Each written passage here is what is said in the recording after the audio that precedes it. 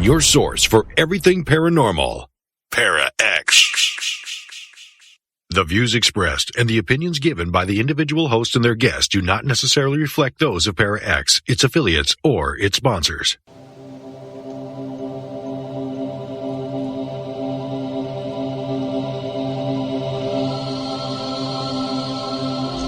Merry meet and merry part, bright the cheeks and warm the heart.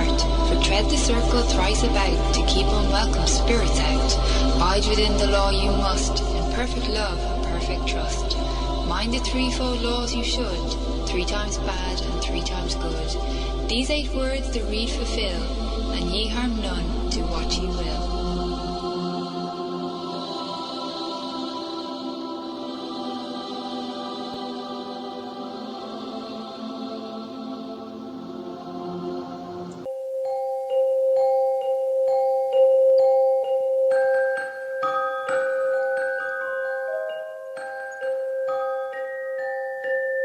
Welcome to Stirring the Cauldron on the Para X Radio Network.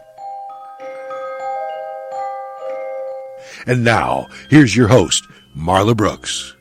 It's starting to rain again. The rain had slacked up a little bit. The back motors of the ship are just holding it just enough to keep it from...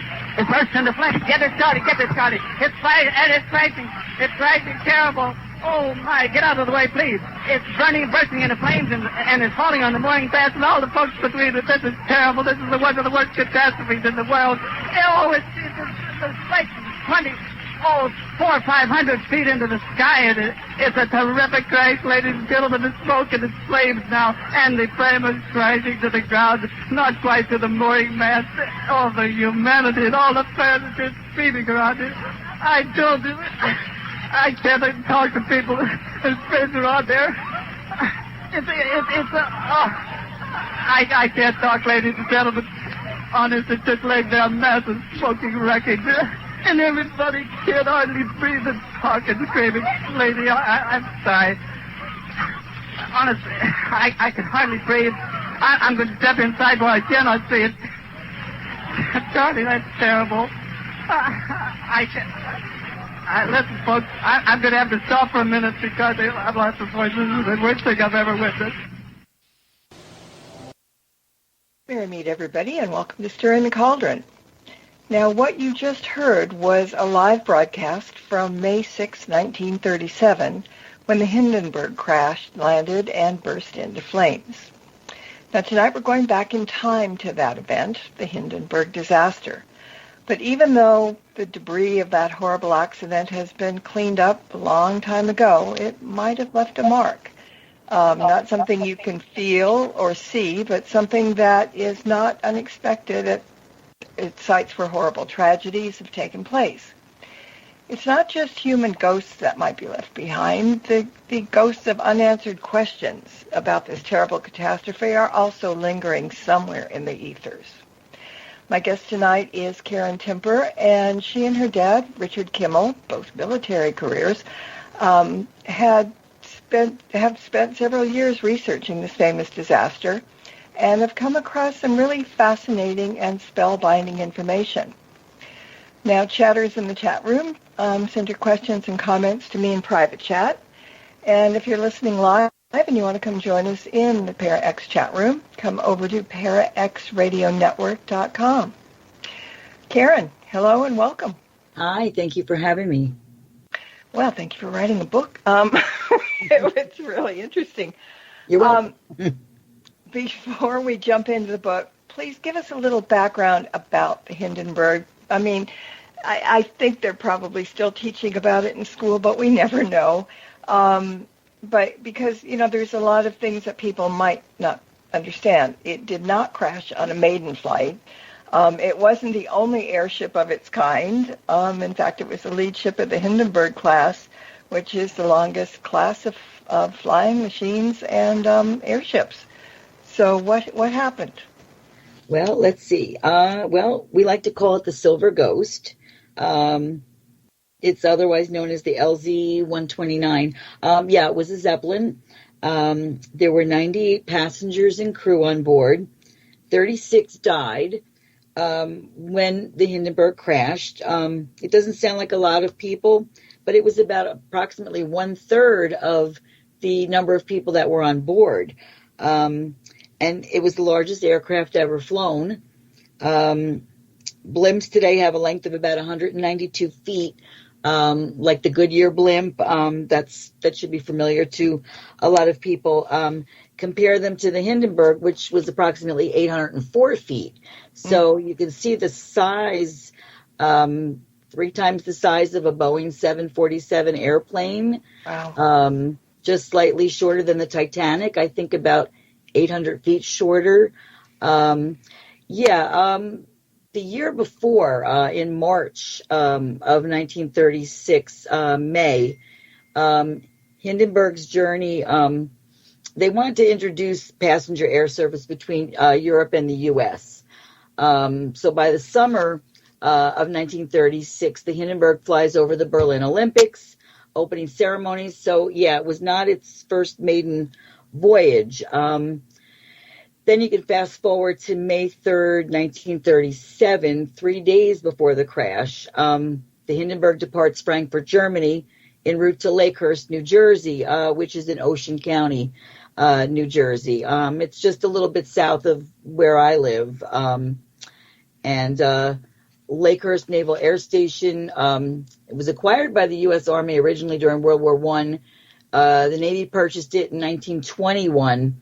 And it was used as an airship station. They conducted programs there through the 1930s. So this was not something that was new. Mm-hmm. But, as you're talking about the size and everything, there were really very few passengers on it. For something that big, you would think that you would have more passengers, and I think the crew outnumbered the passengers, if I'm not mistaken. But it was always kind of a very important. You had to be rich to do that kind of thing. Got the best of food. It was kind of like some of the really fancy ships that were going back and forth in that era too, right? The Titanic. Right. It was very luxurious. Yeah. Yeah. So, but what it was like 13 passengers or something, right? And 22 crew, or maybe my numbers are mixed up, but it's something like that. Right. Yeah, there was a lot of crew. There was a lot of people from different walks of life. I mean, when you think about it, there was 22 crewmen. There was 22 crewmen killed 13 passengers. So there was a lot of crew members. There were cooks, there were the ship's doctor, there was electricians, there were engine mechanics, stewardesses, riggers, helmsmen, elevator men, oh my God, cabin boy, and then the passengers. So the crew definitely outnumbered the passengers. Yeah, I mean that's just kind of amazing. But okay, there've been a lot of books and articles written about the Hindenburg disaster for years. But the difference between those books and yours is a paranormal connection. Like psychic communications have revealed hidden information. There are spirits and hauntings not just at the crash site, but all over Lakehurst, New Jersey.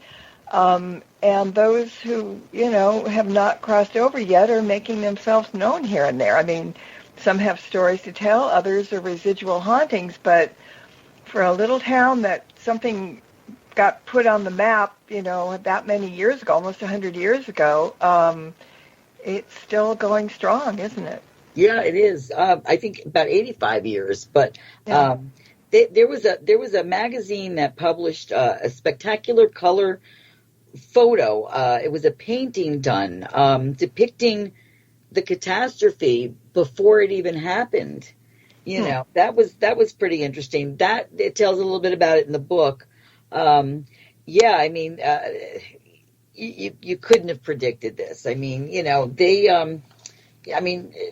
Germany. I mean, they were pretty educated on this. They believe they mastered, building the blimps. The companies that built them. You know, I mean, the size of Lakehurst, okay, you know, for what it was, I mean, you know, to have these blimps, you know, housed there, you know, the Hindenburg probably wasn't the only one because, like I said, they were using it, you know, as an airship station. So, you know, I think things were kind of coming and going there. It was a busy base, you know, but yeah, I mean, what was really interesting was, you know, the way this whole thing happened. I mean, you know, people are still torn with the idea, you know, was it really an accident? You know, was it sabotage? You know, and the captain, the commander of the Hindenburg, Captain Pruss, you know, he till the day he died, you know, he thought that it was sabotage. So I mean, here's somebody commanding that ship, you know, that airship, and you know, he even thought it was sabotage. But you know, when you start digging into things a little bit deeper, you know, you start finding out different things, you know, how things work. You know, theorists considered sabotage, the captain considered sabotage, you know, and you have to think about it too, you know, was Hitler's Germany planning this? You know, do they want to prompt us, you know, the U.S., you know, to be involved in World War II early? You know, was it just a prerequisite for, you know, for World War II? You know, and we'll probably never know. You know, but what was interesting, though, also was at the time, you know, helium was very rare and it was extremely expensive. There was a U.S. ban on exporting helium, and hydrogen was cheaply produced. It was lighter than helium, and they thought it would provide more of a lift, you know, to get this blimp off the ground. The only problem was the hydrogen was highly flammable, and there was a special room that you could smoke on board. You know, people that smoked cigarettes, cigars, things like that, they could actually smoke, you know, on the blimp. You know, I mean, they had dinners on the blimp. You know, they slept on the blimp. You know, it was a 3-day, you know, flight to get to the U.S. You know, but I mean, Germany was experienced. I mean, they felt that they mastered, you know, that it was safe to use it. And you know, that's what they did. So, and it was banned, you know, it was banned in the U.S. So, you know, it was out of the question. But yeah, it was pretty interesting, to see, experiments that were conducted. They've tried to recreate the situation. And then they were faced with, you know, when they tried to land the ship, you know, the weather wasn't in their favor. You know, there was, you know, thunder, lightning, you know, and you know, what the Hindenburg was made out of, you know, could have been considered like a conductive as well, you know, materials and stuff. We actually have a piece of the Hindenburg. It's part of my dad's collection. He acquired it from somebody that had been to the landing. You know, they'd gone last minute. You know, the gentleman was actually from Columbus, New Jersey, which is a little north of here, and he had come with friends.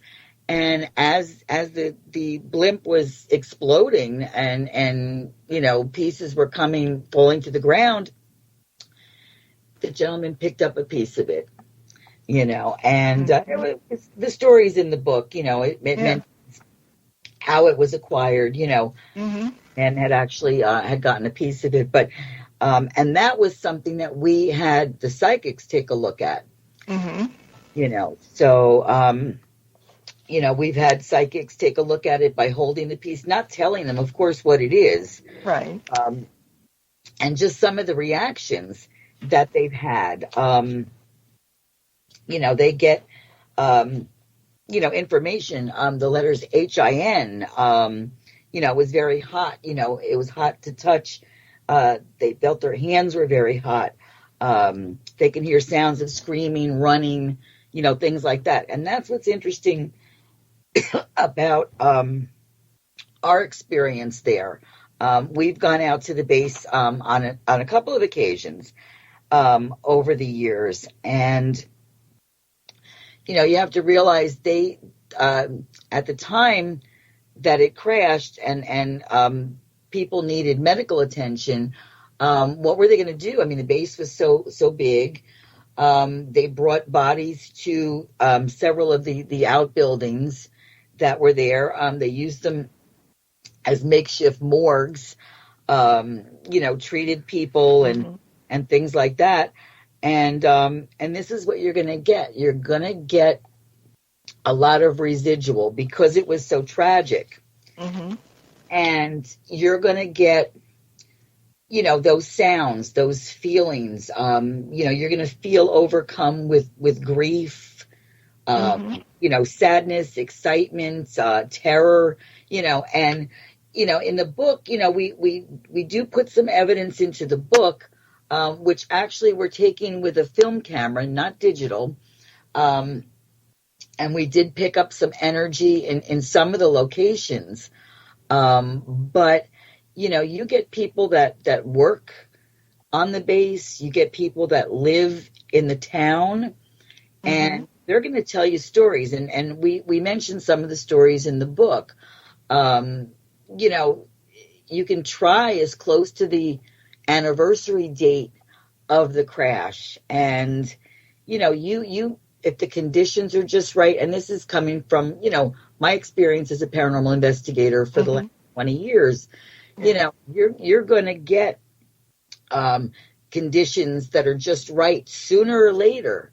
And it may not be on the exact date. There's always a window, because, that date doesn't always fall on the same day of the week every year and, things like that. So you can kind of go back and trace it. And, we do that on a lot of investigations anyway.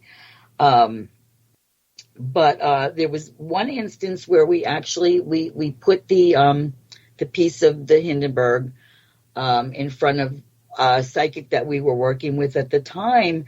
And he saw a totally different thing. He saw, men in uniform, and it would, to me, it would be, this was sabotage. Are people going to believe a psychic to say, well, look, this is what I saw, and it really was sabotage, but, you can't prove that, right, kind of thing. So that's kind of hard, but.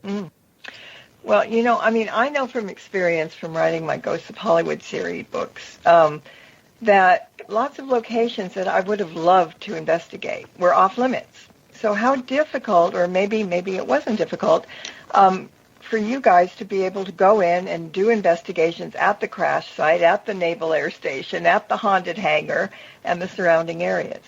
Well, what they did for us was, my dad, had made a connection there with some people that were with the Historical Society there. But, however, everybody that was going, that day to investigate, they ran security checks. You had to provide your Social Security number. So, and this was before all this, terror and everything took place, for the United States. But, they check your background, absolutely. You're going on a military base and they want to know who you are. Yeah, and that's almost the reason for them not letting people on, Right. And especially nowadays, you guys probably know. Especially post 9/11, yeah. Yeah. So, how wonderful it is, because there are so many sites where they have hauntings or, anniversary things or whatever. But there's a question that's going to come up, and let me ask you before I forget, from the chat room. She says, was a particular hangar or building that had the most activity while you were there, and what was it? What was it? Well, Hangar 1 is always purported to be the most haunted. When you talk about the Hindenburg, It's probably been written places, Hangar 1, Haunted Hangar 1. And, there was energy there. There was reports of somebody jumping off the catwalk, committing suicide. There's always stories, that you hear. And but we did pick up energy. That was the strange part about it, not really knowing anything about the base. I mean, I was in the Navy, but I was not stationed at Lakehurst. I was stationed other places. Mm-hmm. And actually, Philadelphia was one of the places I was stationed at. So if you want hauntings, Philadelphia was an old base, but and much larger than Lakehurst. But Lakehurst was a naval air station, that's, mm-hmm. So a lot of planes, would fly in and out of there. Where I was stationed, there was a lot of ships that would come in because it was on the water. Lakehurst, wasn't on the water. But, that was haunted.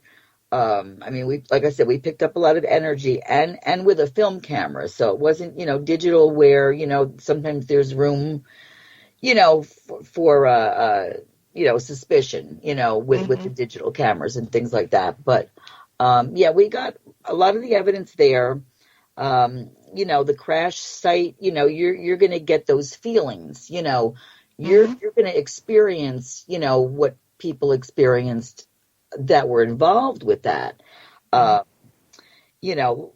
any place, when you go into a haunted location, we've gone into like asylums and prisons and things over the years.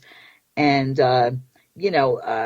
sometimes you're overcome with feelings, and those goosebumps and, the chills and, you may get lightheaded and things like that. So, a lot of that at the crash site, they have an anniversary there every year, and, family of the deceased, or even the survivors, which, could be quite old by now, their family members, they come out there for the anniversary every year. So mm-hmm. you're continually getting a lot of emotions out there. Yeah. The commander of the ship, of the fateful voyage, not faithful, Captain Pruss, did survive the crash. And until, like you said, the day he died in 1960, he believed that the Hindenburg was sabotaged and destroyed by a bomb. Right. Now, during investigations in the years after his passing, to your knowledge, has anyone ever made contact with the captain's spirit? Not that I know of. We've never sat down and did anything like that back then. And we've gone to the base, many, many years ago as well. Not really. Not us. Okay. Not us. I don't think at the time they would have permitted us to do like any type of, ghost box. We didn't have ghost boxes, back when mm-hmm. we first investigated. As far as like a seance goes, no. We didn't bring any psychics out to the site. Mm-hmm. Any psychic intervention or anything like that we've done. Just with us, as a group. If we met, if we sat down, had a meeting or something like that, and spoke to the psychics. A lot of times, I don't like to bring psychics on sites. If I have any questions or I want them to take a look at something, I'd rather do it remotely. For the simple fact that sometimes an investigation can be a little overrun by like the feelings of a psychic, and you don't want to take away from the actual scientific part of your investigations. But actually we've never done that. We've never gone back and tried to dredge up to talk to people. I don't know if we'd even be able to reach them. You know what I'm saying? It's A lot of people do. They channel and stuff. And, I mention it because it's so interesting that now he knows what happened, you know. So if somebody could get in touch with him, it might solve, a question or two. Right. He was pretty convinced. I mean, he survived the crash, but he sustained burns so badly he required surgery for the rest of his life. Yeah. So that was kind of tragic. But he died in 1960, and he was only 69 years old. I mean, some of these people were really, really young, and we show it in the book. There were a couple of people that wound up, they were in New Jersey. There was the last known living survivor. He was a passenger. He died in 2019. And then there was a last known surviving crew member who died in 2014. So, you're talking really not that long ago. And these particular gentlemen were, one was 6 years old, on the Hindenburg. One was 14 years, the cabin boy and stuff. Mm-hmm. But, and I believe they were in Jersey, they were in Jersey, but, it's just, it doesn't seem like a long time ago, but then sometimes it really does. Uh-huh. but when you look at the dates, like that happened, the year my mother was born, so you look at, the way her life transpired all these years and stuff like that. And it just didn't seem like that long ago, just like the Revolutionary War and stuff. I participate in the reenactments, and I volunteer, with the battlefield that's near me. And it doesn't seem so long ago.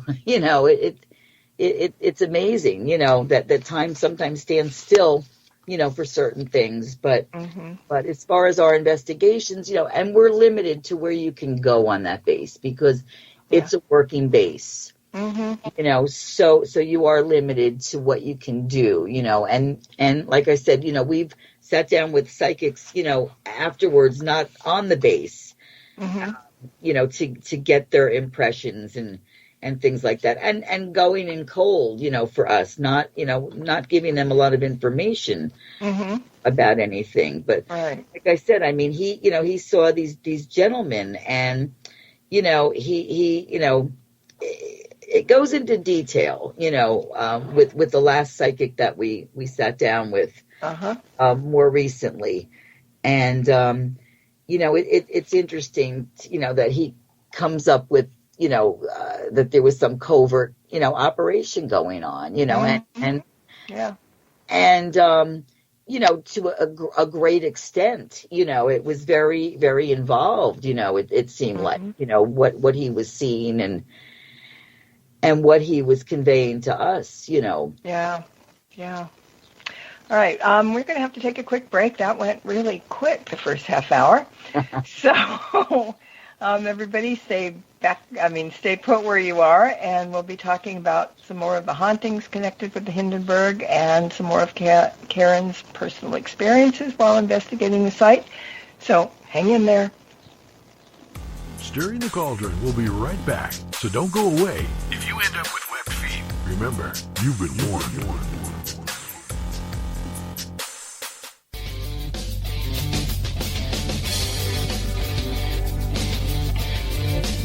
Hi, I'm Kimberly Juarez with Cat Paranormal of Minnesota.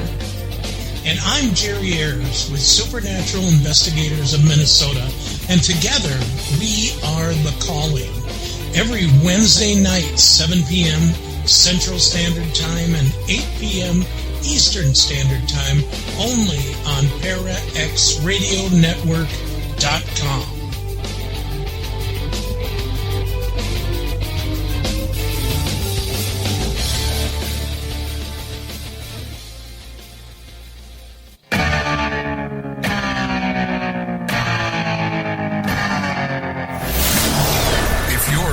For a truly unique podcast experience, we have you covered. Spirit by You with C.J. Dunham airs live from the Third Coast in Southeast Texas on Tuesday and Fridays at midnight Eastern Time, covering Creole folklore and folk magic to strange paranormal activity to new equipment for the field. C.J. Dunham is a Catholic swamp witch, a devotee to our Mother Mary in the Trinity, a true believer in our Lord, the Holy Ghost, and Christ. Peace be with your spirit, and the spirits by you.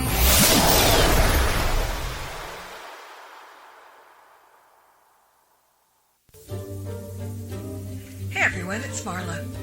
If you like tonight's episode of Stirring the Cauldron and the archive podcast as well, take a look at the show's YouTube channel and check out the dozens of shows that are there just waiting to be heard. New shows are added each week, and while you're there, why not subscribe? It's free. And if you click on that tiny little bell icon at the top of the page, you'll be notified when new shows are available. Just go to youtube.com and then type in Stirring the Cauldron Para X and the link will appear. Just like magic.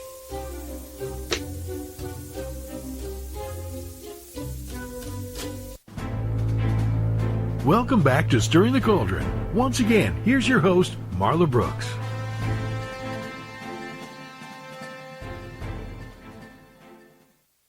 My guest tonight is Karen Timper, and we're talking about her new book, Ghosts of the Hindenburg Disaster.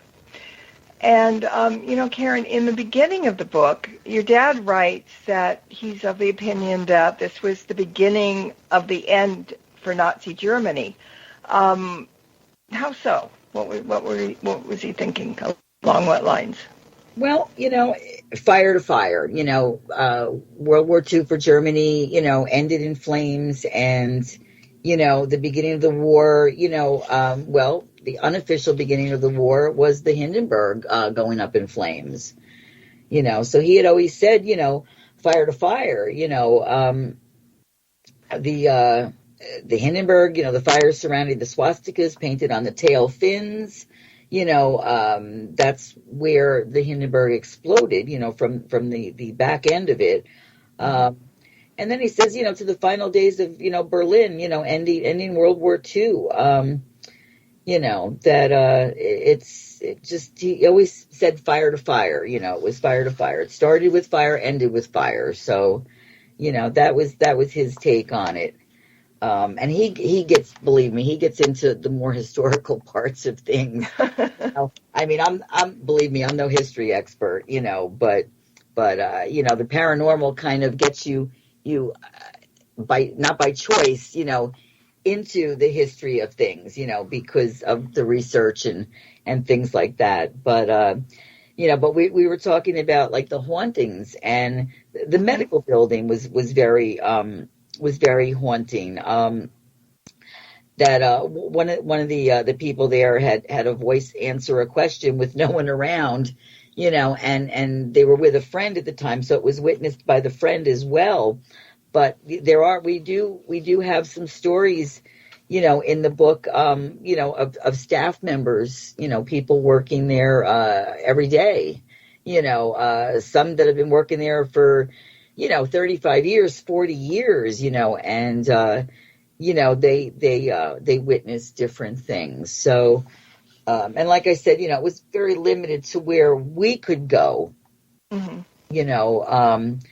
But I could read a couple of the stories, they're real quick,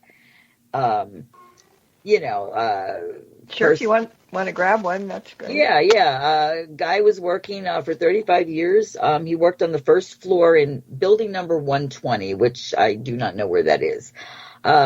He used to work the second and third shifts and witnessed and heard many strange things. The basement served as a second morgue for the victims when the Hindenburg crashed. He says at times people down there would not go and work there alone. And he was asked if Lakehurst is haunted, and he said most definitely. And Hangar 4 is another one. That's usually not one that they let the public go in. A naval officer was supposedly killed during the disaster, and then he was seen walking around inside the hangar on weekends. they're often heard, the Navy officially recognized this fact and closed the hangar during weekends. So he was on active duty in the 1970s, and they actually published stories concerning this, so that was another worker there. People see things on the street, of Lakehurst. I mean, it absolutely, placed a mark, on that town, and it's a very small town, but the people have experienced things. They hear the whirring of the engines, things like that. It's kind of interesting, and, to go down there and maybe, I don't know, if there's a thunderstorm in May, and like I said, the conditions are just right, you may get lucky. I mean, I know when the Hindenburg was coming down from Boston, when they kind of went, through, in the air, but through like Massachusetts, and they were making their way to Lakehurst, that my son had said a friend of his, they were living in a house, they found some pictures, and they couldn't find them when I was working on the book with my dad. But they actually had pictures of the Hindenburg flying over South River, which is a town right next to where I am. So, people were looking for it. They I guess it was very popular. It was advertised or whatever, spoken about. It was a big thing. So people knew. And it was kind of like, running out of your house to, see fireworks or something. People wanted to, hopefully catch a glimpse of it. It was so huge, But, I mean, people that have visited there, worked there. I mean, we felt a lot of things when we were there. So, people that work there on a regular basis, they're experiencing stuff, All right. I got two questions for you, for me. And we're talking along those lines. There are many reasons why spirits die and don't cross over. I mean, the spirits who dead, that was a stupid thing to say, but you know what I mean. Why they don't cross over. Some are afraid. Some don't believe there's an afterlife. Some are confused. Some don't know that they're dead. And some still have a story to be told. And perhaps some of those souls that have crossed over could also be souls that came back, because I kind of believe that once you cross over once, you have free will to come and go as you want. So do you think that all those people, all the spirits there are, in your mind anyway, people that haven't crossed over, or, maybe just coming back here and there, or what do you think? Well, I mean, it seems like a lot of these are residuals that people are seeing. They're not really interacting. The one story about the question that was answered, there's probably a little bit of both. There's probably, residual and there's probably interactive spirits. That's a hard thing. I mean, you can, maybe on a good day, you can probably, see people walking around the crash site. They have a memorial set up there. I think a lot of it's emotion, though. A lot of it is, between the dimensions, you feel that emotion in these people. So, I think there's probably a little bit of both there. But if I have to make a hard decision, I would say most of it's residual. Okay. Because it was so tragic. You go to places like Gettysburg, and we'll do a girls' weekend at Gettysburg, and we'll go on a ghost hunt, while we're there. Yeah. And, it's so highly charged, the arenas that you're going to. But Gettysburg, I believe, is mostly residual because of the severity, because of the tragedy, they're highly charged places. And I think the crash site is no exception. All right, so I have another question kind of in my mind. It was going through when I was reading the book. you know, like you said, some people seem to have seen the residual image of the Hindenburg, the silver ghost, floating down to the landing site. All right, so that reminds me of stories that we hear about of ghost ships and ghost planes, and stuff. Yeah. Now, I truly believe that residual hauntings do occur.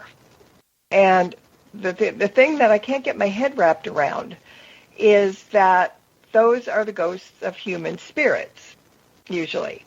And that seems logical enough. But to have people are seeing phantom ships or planes and stuff, those were not living things, if you know what I mean. I'm not trying to, I'm just, I was thinking about this. So, yes, residual energies from people, but a Hindenburg or another ship or another plane, they were things. They didn't have any life to them to begin with. So it's interesting that, people see those kinds of things. Unless the image of it, yeah.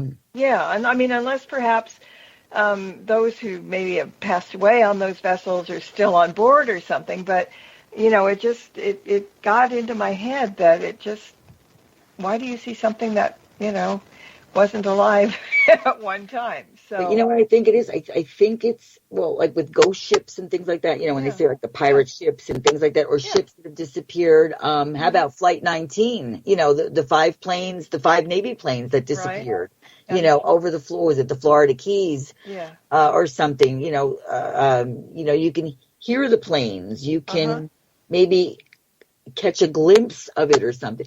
I think that has to do with like a wrinkle in time in the atmosphere. That could be. Yeah. Yeah. I mean, it was just, I don't know why that strange things pop into my head. So I just wanted to throw that out there because, I never doubt anything. Yep. Anything. Yeah, it's an interesting question. It's got to be a wrinkle somewhere. It's got to be like a wrinkle in time. It's got to be something. There's an imprint there. Mm-hmm. There's an imprint there, and that's why they say, when the conditions are just right, you can see the residual, what was left over. It's basically leftover energy. When the conditions are just right, just like in any other haunting. Mm-hmm. But that's from a paranormal point of view. Sure. I'm not a psychic, so I don't see what they see. Well, sometimes we're better off when we don't. Because, I know. Yeah. There's another chat room question. Were any of the parts of the Hindenburg reused? And if so, did any incidents happen with the parts that were used? That I don't know. I would imagine not. They did bring the wreckage, I believe, to Hangar 1. But as far as that goes, I don't think they would. They may have investigated it. Mm-hmm. But I don't think, I would imagine nothing was used from that. I would think, and I have no clue about what I'm talking about, but seeing the footage and everything, I mean, that thing burnt to a crisp. Yes. And so it would be kind of hard to think that anything was salvageable because it wasn't, and I'm not a mechanic. It didn't have the motor like an airplane, perhaps. It didn't, I mean, I don't know, it was flying in air. So maybe there weren't that many parts to save, to salvage. Right, it was probably just a shell because it just, looked like, just a metal shell of it, from the pictures and things like that. But I mean, they did do experiments. We put it in the book. There was a show on a PBS station. It was a show called Nova, and this is an old show, old documentaries on PBS, and they pretty much investigated everything. I mean, they tried to recreate conditions. They tried to recreate a lot of things.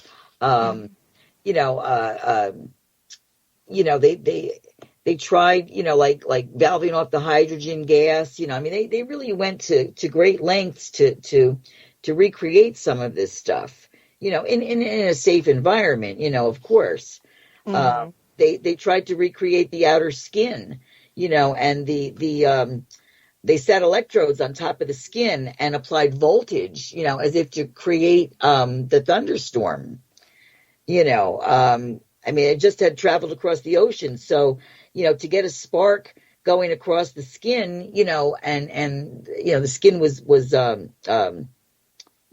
from Mm-hmm. Picking up moisture and things like that, and they wanted to see if the charge on it, would be strong enough to jump through the gaps, Mm-hmm. causing, just causing it to explode. I mean, they tried a lot of different things, but it's still a mystery. It's still, the possibility that the hydrogen tank could have caused it. Somebody, smoking, maybe not in the smoking room that they designated. I mean, why they would do that, it is another good question. Why they allowed, smoking on board and stuff. Yeah, I mean, that was kind of stupid, when you think about it. But maybe the room was they put the everything. They maybe had an asbestos room, and then the people that went in there, if they had survived, might have survived, but they might have got cancer from the asbestos that's burning. Yeah, right. That's terrible. Okay. Yeah. Now there is a museum there, and I would think that if there was any remaining bits and pieces of the Hindenburg, they would be in the museum. What is in the There's very little in the museum. They have, I think, a piece of the girder is in the museum. I'm trying to think of what else they had. They had like a piece of the steel girder. Mm-hmm. They had a piece of the outer covering that was recovered from the crash. They had dinnerware. Now, whether that was from the ship or it was like an extra, there was a letter, because they were actually bringing mail. They had mail on board as well, airmail, Mm-hmm. They had recovered a letter that was on board. It wasn't a lot. There was a lot of reproduction stuff, in the museum as well. And they actually, one of the movies that was made, they actually have a reproduction. It's like a miniature model of the gondola, of the ship. Mm-hmm. There. So, and the hangar's huge. I mean, if you could imagine how big the Hindenburg was, Mm-hmm. and then the hangar that, it was supposed to go in, Mm-hmm. and other ones that had come before them that had gone in the hangar. But yeah, there was not a whole lot that we saw in the museum that was left. There's a lot of photographic things, newspaper articles, they, showing some of the headlines and things like that. And what we did for the book, which I think we're only going to do it for a limited time, because they're kind of expensive to reproduce. My grandfather, back in 1937, the newspaper that he, subscribed to, that was delivered to him, or that he went to the, store and bought, the centerfold of the paper was a complete pictorial of the crash. Oh, wow. Picture by picture. And what we did was we have it in a frame at home, but what we did was we blew it up, and we folded it up and we put it in the back of each book. Mm-hmm. But I mean, like, you won't get that from our publisher, but you'll get it, if you buy the book from us, you'll get it. And we did that, just for a limited time. And I actually do have smaller ones as well, but you can't read them. But it's pretty much as big as the newspaper, centerfold itself.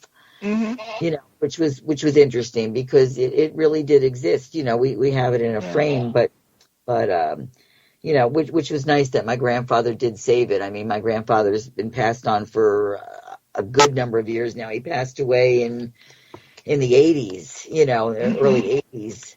But yeah, I mean, it's just some things that you save, you know. When my daughter was born, the night before John Lennon died. So, you know, when you know, you have kids, you know, and you kind of save the headline, you know, from the newspaper that the day that they were born, and you put it in their, you know, with their keepsakes and things like that. And I felt so guilty because I saved the whole newspaper to explain it, because the title of the newspaper that day was Lennon Dead. You know, so it was like, no, I got to save the paper because, you know, she's got to know who this person is, you know. But yeah, things that you save, you know, are you know, are pretty interesting, and they mean something later on. So I know my mom I found in her stuff when she passed away the newspaper from when Robert Kennedy was assassinated. Oh, interesting. So, you know, I think everybody hangs on to something like that, you know, thinking that, you know, it might be worth something down the line historically anyway. Oh, yeah. Yeah, we were up in Massachusetts. It was like the middle of July one summer, and that was the weekend that we were there. That week was when JFK Jr.'s plane went down. And we saved the newspaper it was a Salem newspaper, actually. I think we were in Salem the one day, and we were staying in Boston, but we went to Salem the one day, and we saved the newspaper, you know, from that day. And it sits in a box, you know. Yeah, and it shouldn't be forgotten, and it's good that people do that. We've only got a few minutes left, very few minutes. So before you go, now you just said that if people buy the book from you, they get something as opposed to from Amazon or wherever they're going to get it. So where can give them... They can get it from us. They can contact me through, we're on Facebook, New Jersey Ghost Organization. We're also on Instagram, at New Jersey Ghost on Instagram. They can email. They can go to us on Facebook. They can send us a message through there. It would be $20. Well, in the United States, it would be $20, including shipping and handling. If they're local, you know, we can certainly get a copy to them. The book price is $14.99. And like I said, you know, we'll have it for a limited time. We'll have the, you know, the big blown up copy of the newspaper photographs. And the publisher, she said they can get it just through us. They can go through us. Our publisher is the publisher that publishes Fate Magazine. So, you know, they're busy with Fate Magazine, and they're busy with Fate Radio, and, you know, they entrusted it to us, you know, to provide copies of the book. So, yeah. Yeah, and so does the New Jersey Ghost Organization have a website? Not anymore. Okay. With inflation, no, we're just on Facebook and Instagram. So, and there's pictures. We've got pictures and things up on the Facebook page. So it's just New Jersey Ghost Organization. And, all right. They'll find us easy. We used to have a big elaborate website. Oh gosh, for years, but you know, who has time to keep up with it? You know, I throw new pictures up every once in a while of places that we've been. So, and there's people, in case they need your help or assistance or want to get in touch with you, that's where they need to go, right? Yep, they can get us through Facebook. All right. Well, thank you for being with us tonight, and I really enjoyed the book, and it had 1,000 more questions in my head, but, you know, some things are a mystery, and maybe it'll be found out down the line somewhere. One day we'll do a big seance somewhere. We'll figure it out. But thank you for having me on. Well, anytime, and I'm sure that somewhere down the line we'll be seeing you again. You will. I'm working on another book. I'm working on a solo project. There you go. See, you fulfilled the prophecy. Okay, I good. know. Well, that's because of the pandemic. So, Yeah. But I was going strong. Now I have writer's block. So, we're just taking a little break from it for the summer. So. All right. You're entitled. But when you get it done, find me. You know where to find me. I will. I know where to find you. There you go. And let's thank all the listeners as well. And until next time, everybody, blessed be and merry meet again. Good night. Thank you for tuning in to this episode of Stirring the Cauldron with Marla Brooks. Please join us again next week at the same time for another great guest and more cauldron stirring. Any rebroadcast or other use of this program without explicit permission is strictly prohibited. Copyright 2024. The Mysterioso March by Kevin MacLeod is licensed through Incompetech.com.